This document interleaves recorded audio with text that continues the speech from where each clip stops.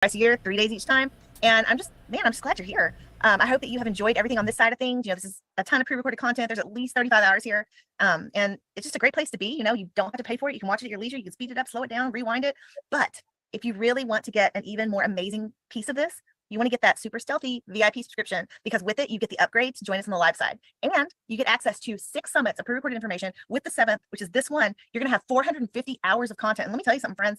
I did not learn what I know from reading books and listening to podcasts. I learned it from this right here. Basically, one-on-one sessions with these amazing experts in the space.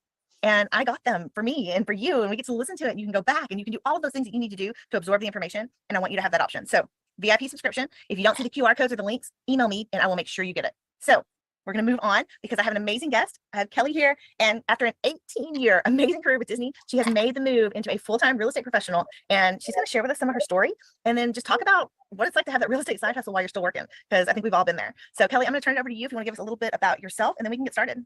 Absolutely. So I'm so excited to be here. Hey, everyone.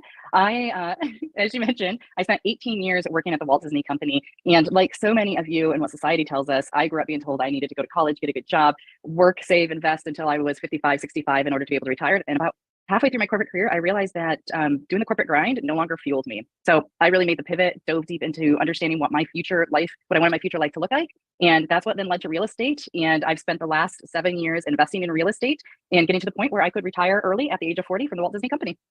That's awesome. Yeah, I was not 40. I left my full-time job formally in 2020. And let's see, I'm 46 now. So what does that do for me? I was like 42, 43. That's still pretty impressive, though. Let's be honest. Well, and I guess my husband got the same thing because he's a little bit younger than me. His last day was June of this past summer. So we're both full-time in this now, and it's wow. Yeah, that's awesome. It's been about a month for me that I have not had the 9 to 5 grind. And so I'm still very much, adjusting and transitioning. But so far, I've been amazed at, I've been able to have breakfast with my mom without taking vacation time and without worrying about getting back to the office for a meeting or chaperoning my children's field trip or signing up to volunteer at their school. And so I've just been able to already, just in a short period of time, see some of those benefits and really have a more well-rounded life and fulfillment from. It might be my imagination, but but in 2018, I went to the Cortez Pavilion or whatever it was called at Disney World, and I think I may have run into Kelly. I keep on having this recurring thing of like, was that her? Because there was somebody who looked a lot like her, and I'm gonna have to bug her to find out if that was her or not. But that's just a little sidetrack factoid, potentially. Let's continue. The people that I love. Yeah, no, and we're so we're gonna be in Salt Lake City in March. I've got a crazy March. So the summit is March 23rd, 24th, 25th. That's the days that you're here. Well, in the weeks prior, we have been doing a ton of stuff. We've spent time in Salt Lake City at Best Ever. Then my kids have spring break, but we just pulled them from school. So if there's any school officials watching, sorry about that. But with all of our nannies having left, our choice was to bring them with us. So, and they're gonna get so many life experiences from that too.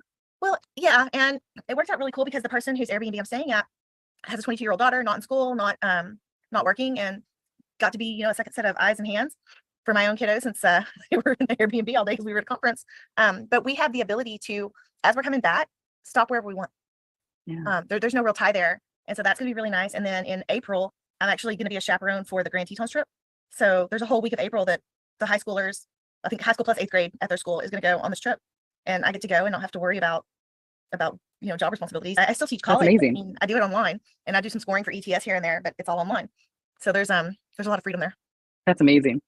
That's pretty awesome. That's awesome.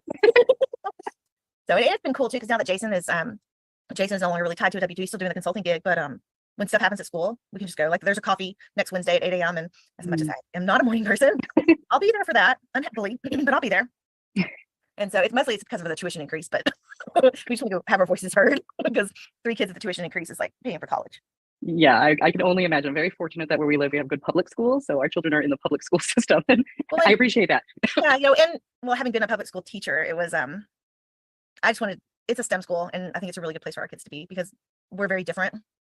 And one of the things that I didn't like was watching them not really crush her spirit, my oldest. And I didn't want to see that happen to her. And at this school, they don't do that at all. They let kids be entrepreneurs, kids run businesses, kids get to have crazy hair. Julianne, half her head is shaved. Well, not really shaved, it's like one guarded. And the other half is thicker than all of my hair combined. She got my hair from when I was younger, but I had kids and it all fell out and it hasn't grown back. So I think that's an interesting thing that, you mentioned. I'll be very interested to see how our school system is, not just K through 12, but especially college and the perception around college and the stigmatism, the society norms. come another 5, 10, 15 years. Because just in my journey of really diving into the financial independence, retire early space, which then led to real estate space, there are so many other ways to be educated. In my drive an MBA, so I've done my fair share of your traditional education. But there are so many ways to be educated. And not only obviously books and podcasts, but networking like this and different masterminds and coaching programs. There's just so many ways to be educated these days that it doesn't need to just be that you have to go to college or you're going to be a loser. Yeah. Well, if our kids want to go to college for the experience, fine. My husband has a doctorate. I have my master's degree. I mean, we get it. We Yeah, both yeah, have yeah. degrees, but we're still like, if they want to pull Adonis Brothers and decide to go to real estate at 18, I'm Mhm. okay with that too. Because I tell you, Yeah. one of the things I learned from those guys was something that I incorporate into my calls when I'm going out and trying to raise capital, which is that double dial. Which I don't know if you've ever heard them talk about Not it, familiar. Mm-mm. but it was which one of the twins was it? Is Jeffrey the one that talks? Kenneth talks a lot too. Okay.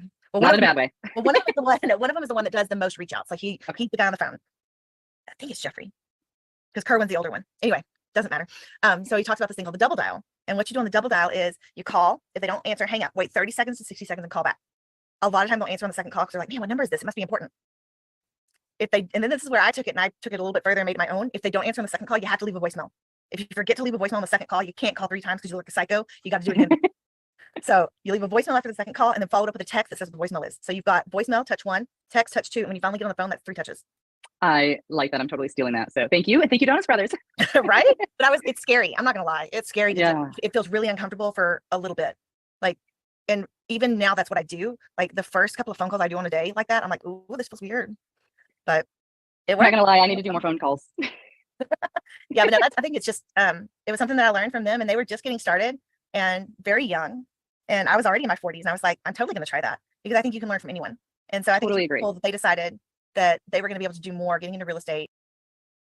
Hey, Angel, I figured I'd back up a little bit there for beginners in the audience because maybe they don't know what raising capital is or like what that even means. So if you want to unmute, then maybe you can share that. Absolutely. So when you are in the syndication space, you are bringing investors together and y'all are purchasing these big properties together.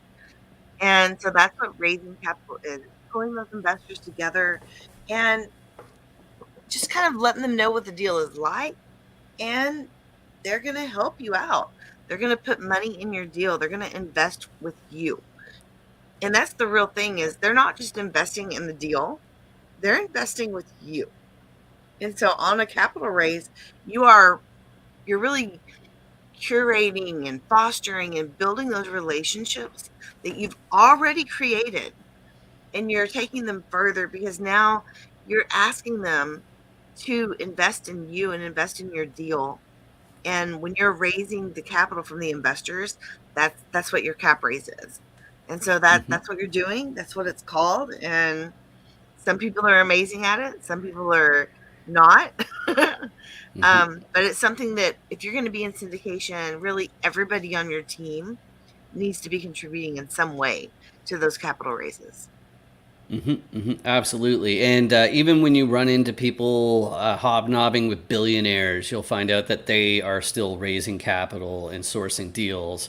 Really what's going on is if you've got enough money, you've got more than you spend each year, and you should be trying to save a bit, but you really need to find some place where your money will perform better.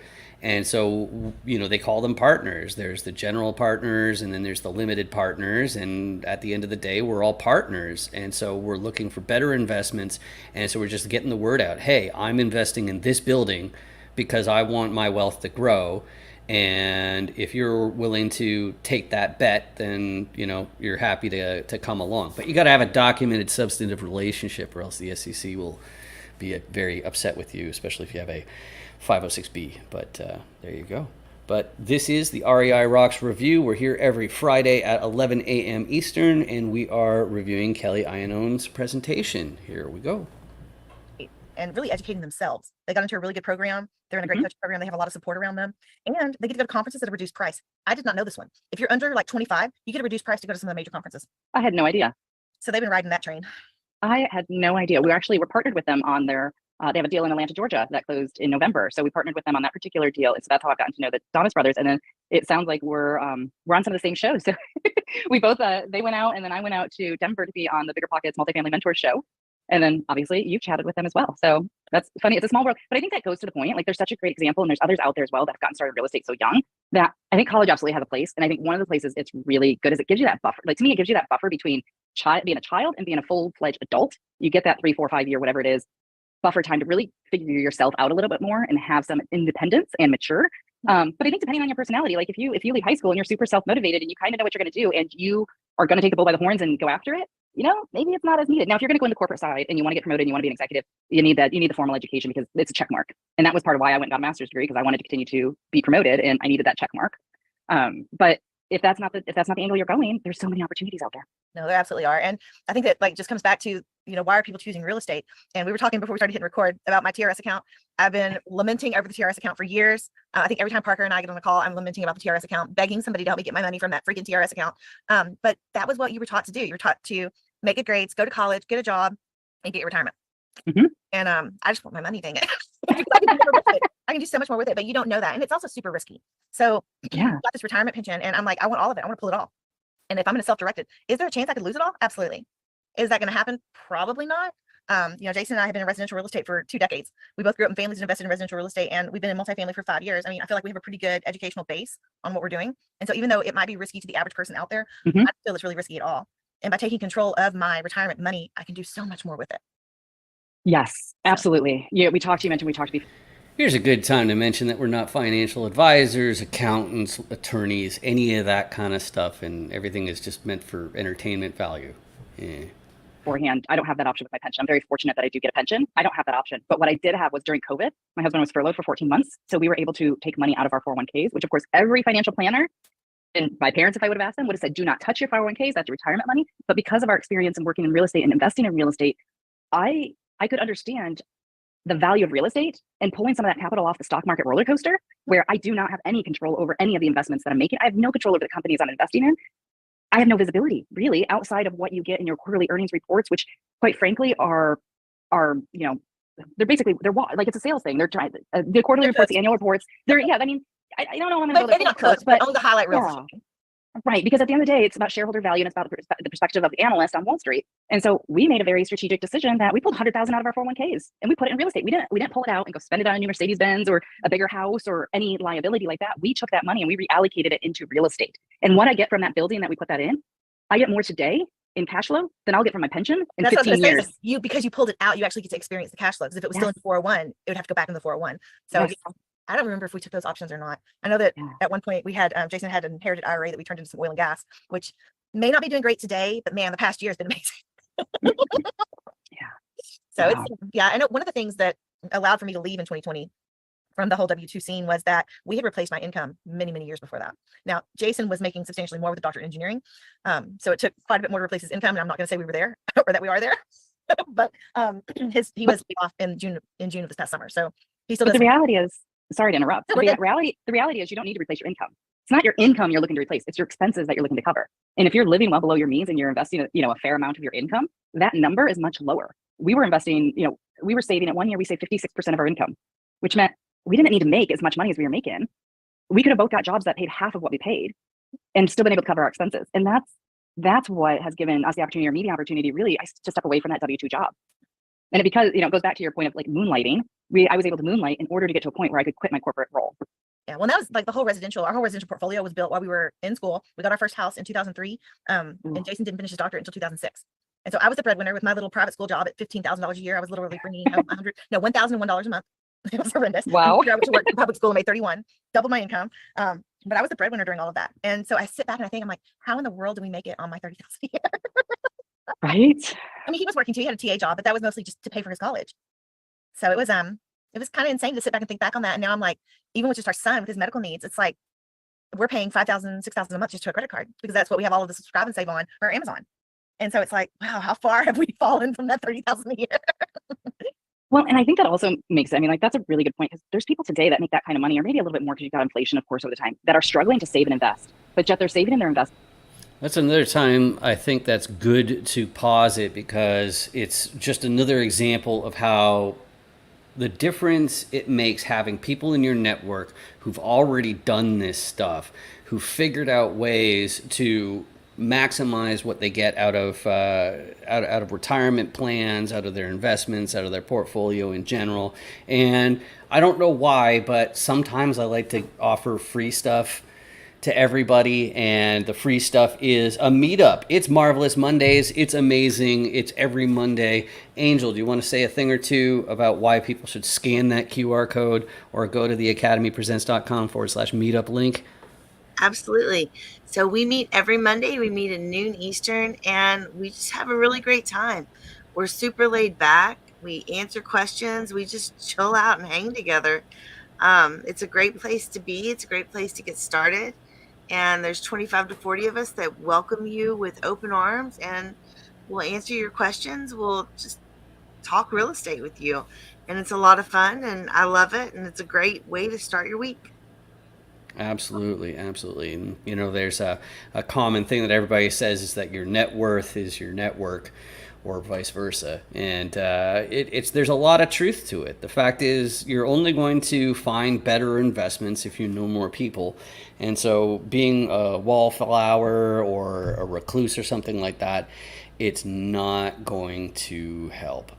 So, and I see that John was also mentioning about how raising capital is not that easy, and it most certainly is not. It's very, very true. It's a lot of people are trying to figure out how to time the market before getting in on their next commercial investment. But I think that time is coming really, really soon for a lot of people. But that's what I'm thinking these days.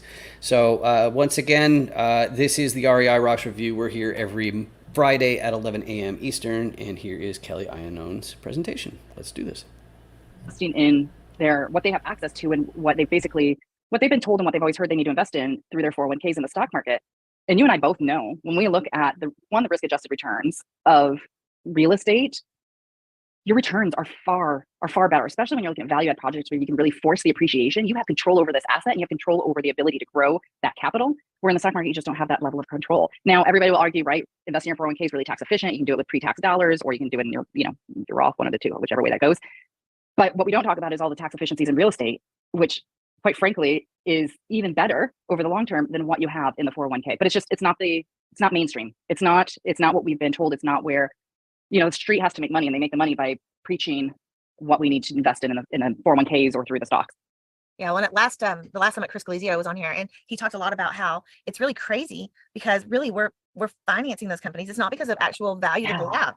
It's because we're financing them. And it's not because they're making these stellar profits, or like, it's not how it used to be. Like, it used to be stocks had value because their companies were making profits, and that was being passed on through dividends, and all these things are going on. And then there's been this movement where companies are being rewarded for becoming more leveraged.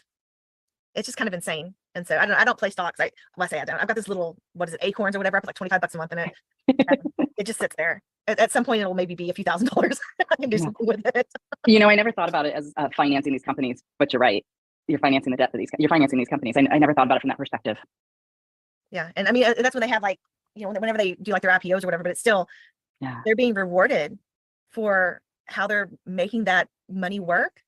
And it was just a really neat way to look at it. And he's actually got a movie coming out, and it's going to be talking about those kinds of things. And I want to say it's going to be on Netflix, but I could be wrong. But it's Chris Galizio, and he was on the Econ panel last summit, and he's a really awesome guy and very, very, very knowledgeable about that whole scene of things. I'm very interested to see that when that comes out. Yeah, it's going to be called Money Game. Money Game.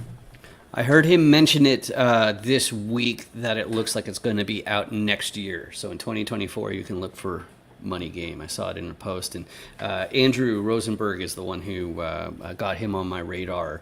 He's always really encouraging Chris in that project, so it's some exciting stuff. I'm glad that there's more content coming out on this, because we need to talk about it more. This needs to not be taboo. I was very fortunate. I grew up in a family where we did talk about money, and I saw my mom balancing a checkbook. I got my first credit card. I got at like 14 years old because my parents understood it was a tool to build credit. And granted, I wasn't allowed to just go spend on it, but I learned it as a tool to learn credit. And I learned about, again, I got the whole invest in your 401k, get a good job, get a pension. Like, that was the narrative I was taught, but at least I was taught to spend less than I earned and invest the difference. And that got me on a decent path. But we need everybody to be talking about this. And unfortunately, if it's not going to be taught really well in the school system, then we need parents to be talking about this at home, which also means parents need to get themselves in a position where they're more comfortable talking about it with their children, because they themselves are on a better path. Yeah. Well, I'm not screaming multifamily everyone either, because multifamily is scary. Residential used to be hard. And then as we got into multifamily, it's like residential became very simple. Like if I have, and we're not against residential. If a house fell into our laps, we would absolutely buy it. Especially if it was a good price, we'd buy it. And even if Jason was on a trip or something like he was last summer with my oldest, like if a house had fallen in my lap, even if a small portfolio had fallen into my lap while he was gone, I think I have enough connections and enough people that I know that I could have taken care of that and gotten it underway so that when he got back, we had some more cash flow. But it's really crazy to think that, because 20 years ago, no way. It's scary, right? Yeah, I didn't even know how to do another loan. Like, where the heck am I gonna come up with 20%, 25%? How am I gonna do this? Mhm. And now it's like, well, like I told you, we bought a small portfolio and walked away from title with money, and not a small chunk, like not small change, like a sizable amount of money, almost $20,000. And so it's like, the game is different. Once you learn how to play it, the game gets different. And I think that's why it's really important if you're thinking about getting into it. And I'm not gonna say like what you were saying, you don't have to replace your income, but like Maurice Philogene says, it's like cover your expenses. Mhm. Once you've covered your expenses, you can go ahead and come back a little bit, take some hands off, and maybe leave the W-2. But if it's something you really love, you don't have to leave it. Maybe you don't Absolutely. have time, or something that still allows you to be fulfilled in that W-2, but also allows you to really focus on the side gig that is going to cover your needs. Because if you're relying Absolutely. on your W-2 to cover your needs, you're never going to find true wealth, because so long as you're trading time for money, you're never going to be able to sack enough away. Yeah. And it's a risky proposition as well. I mean, we're in this period of time where a lot of companies have been laying off. I mean, Disney, let's talk about Disney, right? From a management, the CEO changes, and then just this last week announcing 7,000 layoffs, which yes, is a very small number. It's 3%, I think, of their global employee base. But at the exact same time, they're kicking up dividends again for their shareholders. So when you think about, stability as an employee and aligning with the company, like the company is going to fire 7,000 people, but at the exact same time announces, reinstating dividend payments. Okay. It can be risky relying on one employer for an income. So that's where building a. And then there's inflation and how wages don't tend to keep up with inflation at all. There's so many risks to a W-2 that people just don't understand. Like the other one too. I don't know in the audience how many people recently started a new job, but you may have forgot that they always have 2 weeks withholding. That's really standard. So in other words, you work for 2 weeks, the boss has 2 weeks to profit off of whatever you do, and that's being held the entire time. I think it's a very important thing to be super clear about those in your head, because when you're looking at alternatives, most people only see risk. It's like, oh, going into real estate, oh, you're going to lose your shirt because I knew this guy who blah blah blah blah blah. But it's like, well, you don't talk to the guy who's only done one deal and it didn't work out. You talk to the people who do like 10 houses a month or something like that, or like you guys who you guys have been doing this for over 20 years, right? The single family side. Yeah, you need to just talk to the guy who hasn't quit, because that's the guy who's successful. It's when you quit is when things go bad. So Yeah, Yeah, that's a it- great way of putting it. You don't want to take advice from people that aren't where you want to be, because the people that are going to poo-poo what you're doing and are going to tell you you're going to lose everything, those are the people that are beside you in that W-2. They're not the people that are out there doing it. So don't let the fear of the people that aren't doing it color what you do, because it's the people that are doing it that aren't sitting there in that W-2 beside you. They're out there being successful with it, and those are the people you need to be talking to. Right, and you'll see that if you get to know enough people who are in this space and they're sticking with it, if you ask them, hey, did you see what happened on the Kardashians this week? The answer is no. They don't know. We have no idea. Any of these regular shows, it's like it's just not a priority. Being entertained, it doesn't get you any further in life, and you have to be really careful about that. So anyway, let's let Kelly's presentation continue. Let's do this. Multiple streams of income helps diversify that and gives you flexibility. And to your point, to Marcia's point, if you enjoy what you're doing, continue to do it. I was at Disney for 18 years. There were plenty of roles that I enjoyed doing. I worked with a lot of fabulous people. It gave me a lot of opportunities. And so it's just following that joy and what fulfills you. Yeah, well, it gives you a network to pull from and grow with. Mhm. And I don't mean like in the W-2. I mean, yes, you're going to live and build networks and grow in your W-2 also. I was a teacher. I love being a teacher. But on the flip side of that, teachers don't have a whole lot to invest. Now, some of them have spouses or partners that make substantially more and they're able to invest that way. But I can still do a 506B and let them come in for less than the minimum and just get to see what it's like to have their money grow. And I can help my friends that way. And that's something I can choose to do. And the other members of our GP team, we have another teacher, his wife's still a teacher. And then my sister-in-law knows that I'm a teacher. She's been a teacher some. Like there's a lot of us have understandings of the teacher heart. Mhm. So we want to be able to help our fellow teachers and fellow educators. Yes. But in a job like with Disney or like my husband as an engineer, there is accessibility to more capital funds for when you are raising. And so having that network in place can be really good. So I'm not saying, I'm not like putting down having a W-2 because there's a lot of great things that can come from that. Oh, Jason absolutely. Homeland has a whole, like he teaches people how to start investment clubs in their business. So if you're wanting to talk to somebody that can help you start an investment club or start some kind of a real estate investing group within your company, Daniel Homeland is the guy to talk to because he's done it. Is he at Intel? I think he's like at Intel.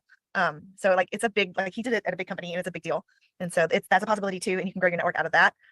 My sister-in-law, her husband, they work at a company, they're working at Saudi Aramco, and a lot of money is flowing through there. And so you've also got a lot of lifestyle creep. So people that even making substantial amounts of money are still pulling paycheck to paycheck, but there's more accessibility and availability, and you can actually have those conversations. Whereas with certain groups and sectors of the population, you can't even have those conversations. So nothing wrong with having a W-2 and nothing wrong with having that side hustle. We did it for 20 years. Yeah. Yeah, it gets you there. And it's, having a side hustle or moonlighting, as I like to call it, it takes away some of the fear, takes away some of the scariness.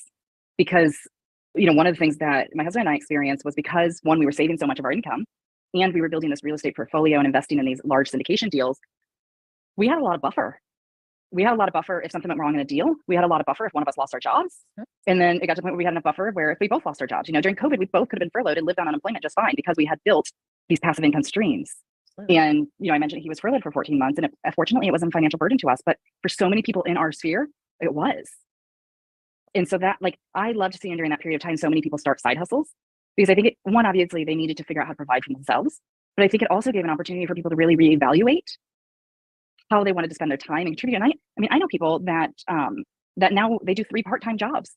They do a consulting gig, they do a baking gig, they do things that bring them more joy, and they can pulse up and down these different jobs based on the demand and based on, how they're wanting to work. Well, and I like that buffer because I think that what having that side hustle does for you is it gives you options. Because when you have that financial wiggle room, you have that buffer. I'm going to pause right there again because I think it actually dovetails into your underwriting, specifically the risk mitigation part of all this. So that is Jason's big forte. And when I say risk mitigation, I'm saying it's not like it's risk free, but you can sit there and say it's rather than going what if, you can get more specific and say, what if this changes by 10%? What if this changes by 20%? Where does that leave us? And I'm going to throw some more triangles on our face. Jason, do you want to say a thing or two about the coaching and different programs you've got, including actually helping people with their underwriting directly, if they don't want the coaching? You want to go ahead and talk about that? So I think the triangles that you just put up are my underwriting services that can help you go through your existing underwriting, or I can help underwrite a deal for you. But I also do coaching of underwriting. I have a course where we go through, and it's a 12-week course, and we go through everything in meticulous detail where we go through how to find all the information you need so that you're not guessing or using somebody else's assumptions. You're finding your own, and so that helps mitigate all the risks right there. If you're using somebody else's numbers or you're guessing, you're just asking for someone to take your money from you. So, but I do go through that. Like I said, it's about a 12-week course, and we go through everything. So. Yeah, absolutely. And I got the link to your LinkedIn up on the screen. So make sure you're watching this on LinkedIn. I see that came up on YouTube, so we'll have to migrate that as well. But it's creating the business plan so that you know what your numbers should look like. I think it's such an important thing. And so many people, because of their gurus or coaches, they give the terrible advice of saying just let your loan broker underwrite it. That's just a nonsense strategy because you're sitting there fighting against gravity as far as I'm concerned. Do you want to say, okay, yeah, we got another one here. The academypresents.com/Jason is the other direct link there. Jason, did you have anything else to say about basically outsourcing to your loan broker? If you outsource to your loan broker, they're only going to be considering the facts that they care about and not necessarily what your business plan is. So they're looking to make sure that the debt's going to get paid. They're not making sure you're going to make a profit. So it is possible to have a business where you can cover your debt service, and then that's about it. So So that basically makes it, that's even worse than buying a job, which is one thing that they describe. You know, when you buy a business, you could be buying a job because you have to fill in all the time. But this is even worse because you might wind up volunteering or even working at your own expense. And so if that isn't a great reason to really look into improving your underwriting, I don't know what is. But this is the REI Rocks review. We've got a little bit more time left in Kelly's presentation. I gotta say that I'm sorry, but we're not going to be able to complete the entire presentation because, hey, we got to keep the lights on, and that's all part of the subscription. You can rewind this on replay or something like that, and we'll give you the link. But this is Kelly Ionone's presentation. Let's get started. Like, one, I feel like it makes you a better employer or employee because you're doing the job because you love it, not because you have to. But it gives you a different level of security. And then as you feel that security, you want to get more into it and you're going to get more involved with it. And so it just kind of, it's like a circular kind of thing. And it just keeps going and growing. And then you eventually have everything covered and you're literally only working because you love it. And then you can leave whenever things get too toxic or any other number of things, or mornings just get too hard, dang it. Yes. Which, for those of you that I would assume like most of y'all know, but mornings are not my thing. So I don't know how I was a teacher for all those years, other than it was just the drive of loving being a teacher and finding fulfillment in being a teacher. So I'm glad I have the kids because that gets me out of bed in the morning. Otherwise, yes, I'd be sleeping till 10 a.m. every day. well, Jason, my husband, has decided we need to have all these meetings at 9 a.m., which means I have to get up. And I'm just like, and I told him, actually get dressed and ready. yeah, well, sort of, at least from the waist up. But Yeah. I told him, or I don't want to other GPT members. I'm like, dang it, we work for ourselves. We don't have to kill ourselves like this. And Frank was like, do you want me to talk to Jason? No, just listen to me complain. That's something I'm working on. That my GP team, we have meetings basically Tuesday and Thursday nights. We have meetings for like an hour and a half, 2 hours each of those evenings because we went from a period of time, we're a team of 5 and 3 of the folks were full time. 3 of the folks were full time and 2 of us had full time jobs. So in order to be able to get us all, we did it in the evenings. And so now one of them is still working for the period of time. And I'm like, when are we going to get these during the day? We need to get these during the day because now that I have the option to, it used to be that I had my 9 to 5. And so I had to do my corporate thing during the normal business hours, and real estate came in the early mornings and the evenings and on the weekends. Now I can, I have more control. So I keep talking to the team going, how do we move this earlier into the day to free up our evenings? I mean, we talked before we started recording, like last weekend, I didn't do an ounce of real estate work and it was amazing. And I mean, it's been a few years since that's happened because I used to take investor calls on the weekends, and mind you, I will from time to time still, but I used to have like 2 hours on Sunday afternoons that I had open on my calendar for people to book calls.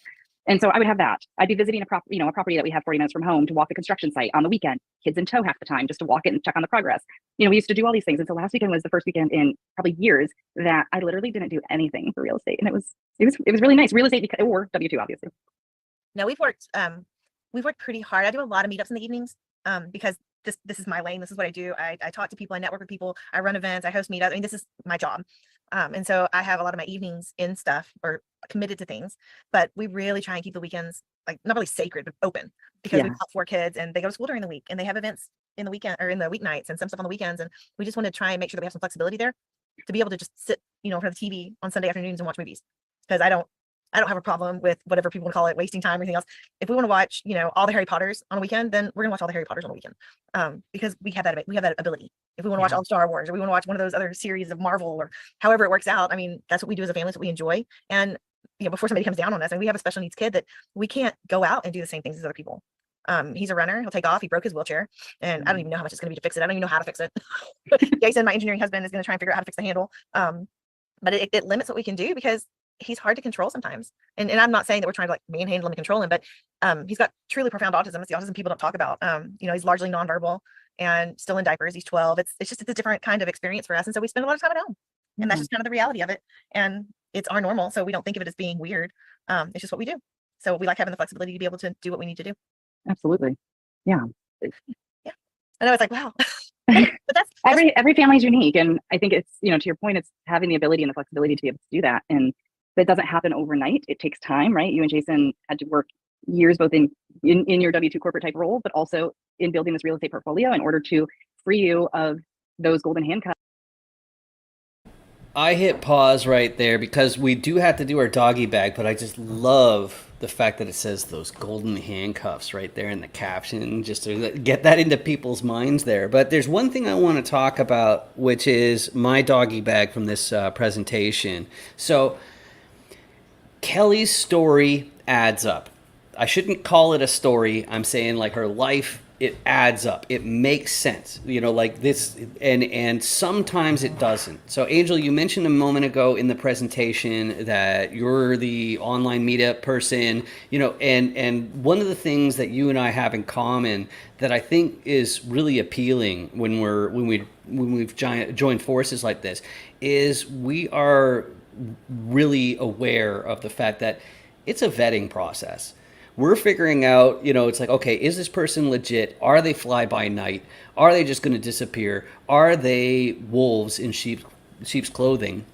And when I hear Kelly's story, it's like, that makes sense. When I talk to the Donis brothers, okay, that makes sense. I see how they do it because they've been doing it for a few years already.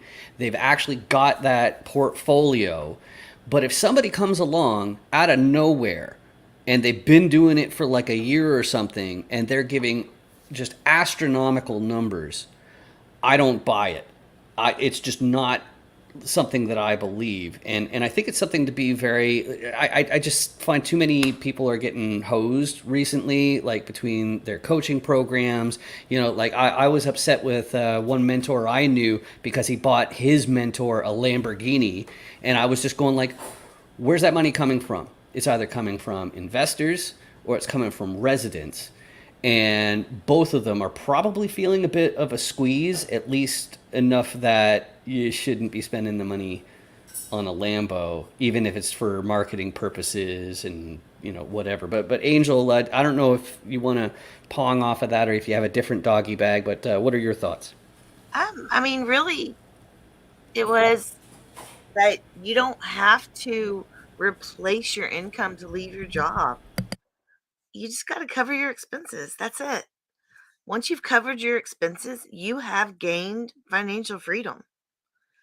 Um, I'll say sometimes that, you know, like the reason I was able to leave teaching when the stuff got really crappy was because we had replaced my income, but that's not really the reality. It was more that we had enough coming in from our passive income that I could leave. It wasn't because it replaced my income. It was because we had built in enough buffer and built in enough space that I was able to leave. So it's not about fully replacing your income. It's not about keeping up with the Joneses. It's just cover your expenses, because as soon as you have enough passive income to cover your expenses, you have achieved financial freedom.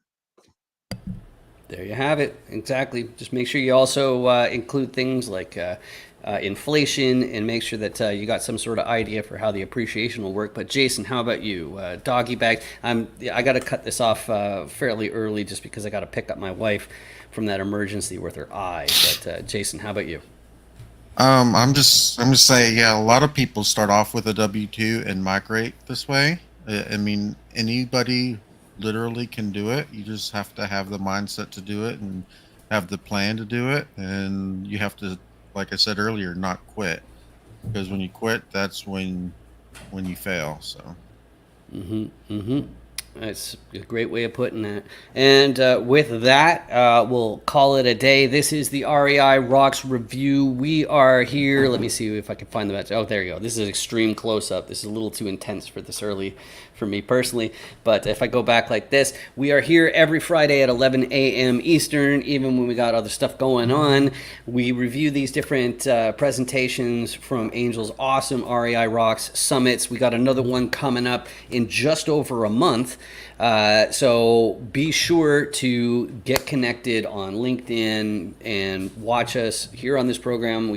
We're on Facebook, we're on LinkedIn, we're on YouTube, we're on Twitter, and we really appreciate the fact that you spend this time with us. So that's all I got for today. So thanks a lot, guys. See you next time. See ya.